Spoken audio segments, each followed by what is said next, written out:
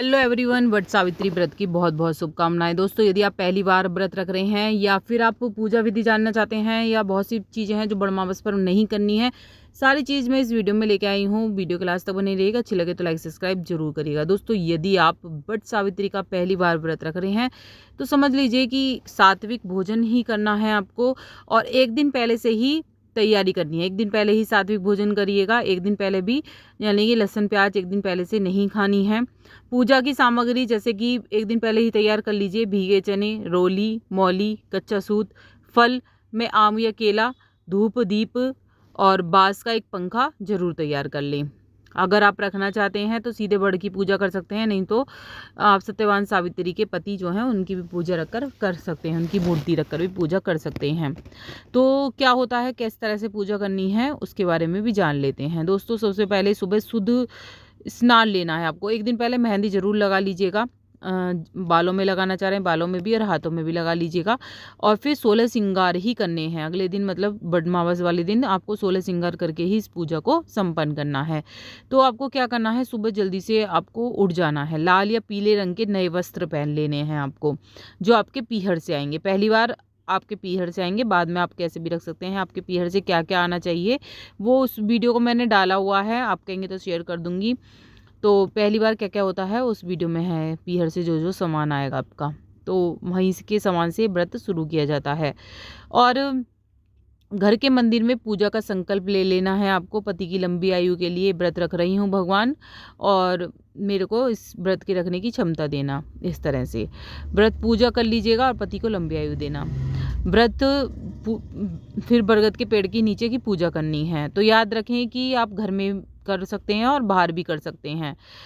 और बरगद के पेड़ के नीचे जाकर और ज़्यादा अच्छा माना जाता है। तो वहाँ रोली मोली जो भी सामान मैंने बताया है सभी लेकर जाइएगा और वहाँ पर करिएगा। पूजा किस तरह से करनी है उसकी वीडियो मेरे चैनल पे आ गई है, वो आप देख सकते हैं। वहाँ पर बरगद के तनों के चारों ओर कच्चा धागा या सूत जो होता है वो 7 या 108 बार लपेट कर परिक्रमा करनी चाहिए। 7, 11 या 21 या 108 इन्हें लपेट कर पूजा की जाती है, वो आपकी मर्जी है। बट सावित्री की कहानी सुननी है या पढ़नी है वो मेरे चैनल पे आ जाएगी, आप उसमें से देख सकते हैं, सुन भी सकते हैं, पढ़ भी सकते हैं। पंखे से बरगद के पेड़ की हवा करनी है। भीगे हुए चने और फल आपको अर्पित करने हैं। चने का प्रसाद अपनी सास को देकर आशीर्वाद आपको लेना है।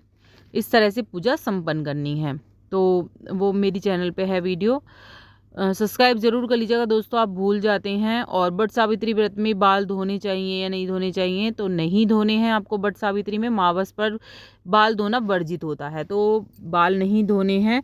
नाखून भी नहीं कटवाने हैं, थ्रेडिंग भी नहीं बनवानी है, और बाल नहीं धोने हैं, बालों में तेल भी नहीं लगाना है। तो इन चीज़ों का आपको ध्यान रखना है।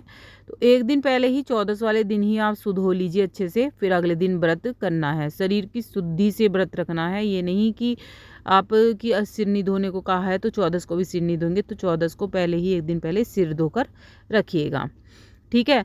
और कुछ भी पूछना चाह रहे हैं तो कमेंट बॉक्स में दोस्तों ज़रूर पूछ लीजिएगा। एक बांस की टोकरी ले लीजिएगा अगर लेना चाहते हैं। इसके अलावा उसमें सत्यवान सावित्री की मूर्ति रख लीजिएगा। जैसे मैंने बताया, भीगे चने, फूल, आम या खरबूजा जो भी आपको मिल जाए, दीपक, मौली, ये सब चीज़ें लेके आपको पूजा के स्थान पर जाना है और इस तरह से पूजा करनी है। इस दिन बायना जरूर निकाला जाता है। तो बायना आप या तो पूड़ों का निकाल सकते हैं या मीठे का डिब्बे का निकाल सकते हैं।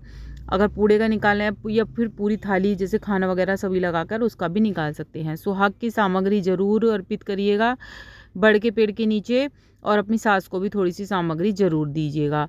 तो क्या क्या, काले नीले कपड़े बिल्कुल भी नहीं पहनने, मैंने पहले भी बताया है। बरगद की पेड़ की टहनी भी आपको इस दिन नहीं तोड़नी है, चाहे एक दिन पहले ही तोड़ कर रख लीजिए। अगर ना हो सके तो आपको मंदिर ही जाकर पूजा करनी है। घर में अगर आसपास नहीं होता है ना मंदिर, तब ये हमारी जो पूजा होती है हम घर पर टहनी लाकर कर सकते हैं। अगर अब बरगद का पेड़ आसपास नहीं है तब ये पूजा करी जाती है बरगद की टहनी लाकर, ठीक है। अगर आसपास है तो आप कर सकते हैं। जब कहानी सुने तो बरगद के पत्तों का मुकुट बनाकर पहन लें, या फिर आप जूड़े में, जैसे मैंने वीडियो में लगाया है, आपने देखा होगा मेरी पहले वाली वीडियो में, इस तरह से ज़रूर लगा लें। और क्या क्या सास को देना है, सास को चने पूरी का प्रसाद दे दीजिएगा और सुहाग की सामग्री चढ़ी दे दीजिएगा, और उसके ऊपर पैसे रखकर बायना 7 बार पानी से निकाल कर 7 बार मीन्स कर दे देना है। उस बायने को ना ही आपको खाना है, ना ही आपके बच्चों को, ना ही आपके पति को खाना है। इन बात का ध्यान रखना है। जो सास को बायना दिया है सिर्फ सास ही उसको खाएंगी, तो इस बात का ध्यान रखना है।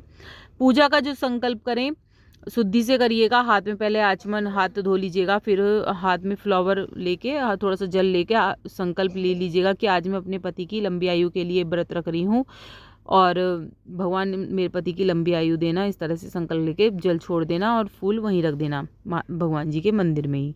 फिर ये व्रत शुरू हो जाएगा आपका। और फिर आप ये बहुत से लोगों के क्या होता है, ये व्रत पूरे दिन निर्जला व्रत रखा जाता है, शाम को व्रत खोला जाता है करवा चौथ की तरह। लेकिन हमारे जो होता है ये व्रत, तो हमारे यहाँ पूजा करने के 12-1-2 बजे तक जब भी हमारी पूजा निपट जाती है तो इसके बाद ये व्रत हम खोल लेते हैं। तो इस तरह से हमारे यहाँ होता है। पूड़ों से ये व्रत खोलिएगा। अगर आप भी जल्दी खोल रहे हैं तो पूड़े की से ये व्रत खोलना है। इस दिन पक्का खाना बनता है, कच्चा खाना नहीं बनता है। पकवान बनते हैं, पूरी कचौड़ी सब्जी हलवा इस तरह से चीज़ें बनती हैं, तो यही बनाइएगा। तवा नहीं चढ़ाया जाता है इस दिन घर में। और कुछ पूछना है तो ज़रूर पूछिएगा वीडियो में, और सब्सक्राइब ज़रूर कर लीजिए दोस्तों। आगे वीडियो मिलती रही। कहानी की वीडियो मेरे चैनल पे आ जाएगी, कहानी ज़रूर सुनिएगा। हाथ में आपको कुछ ना कुछ ज़रूर लेना है कहानी सुनते समय, और फिर ये कहानी सुनकर वो